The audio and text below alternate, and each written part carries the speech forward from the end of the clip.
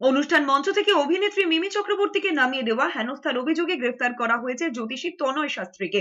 রবিবার বনগাঁর এক ক্লাবের অনুষ্ঠানে মিমি দেরি করে পৌঁছানোয় তাকে পারফর্ম করতে দেওয়া হয়নি বলে অভিযোগ। বনগাঁ থানায় ক্লাব সদস্য জ্যোতিষী তনয় শাস্ত্রীর বিরুদ্ধে অভিযোগ দায়ের করেন মিমি। সেই অভিযোগের প্রেক্ষিতে 3 দিন পর গ্রেফতার করা হয়েছে তনয় শাস্ত্রীকে। বৃহস্পতিবার তনয় শাস্ত্রীকে গ্রেফতার করতে গেলে বাধার মুখে পড়ে পুলিশ।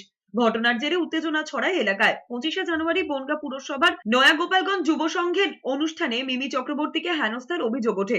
যদিও অভিযুক্ত তনয় শাস্ত্রীর দাবি রাত 12টা পর্যন্ত অনুষ্ঠান করার জন্য পুলিশের অনুমতি ছিল।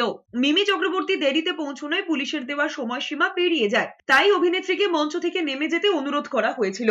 ভীষণ বাজেভাবে ব্যবহার করেছে, ধাক্কা দিয়ে ফেলে দিয়েছে, সংবর্ধনা দিতে দেয়নি। প্রচন্ড ড্রিঙ্ক করা ছিল সেই মহিলা ইসাগুলো, বডিগার্ড গুলো। এখন সে 12টা অবধি সেখান থেকে পারমিশন নেওয়া হয়েছিল, সেখানে উনারা আসার কথা ছিল 10:30, সেখানে উনি এসছে 12:15 নাগাদ। সেখানে দাদা হাত জোর করে বলেছে যে এখানে মিমি চক্রবর্তীর অনুষ্ঠান এখানে শেষ করা হলে, ওনাকে কোনো অসম্মান করা হয়নি।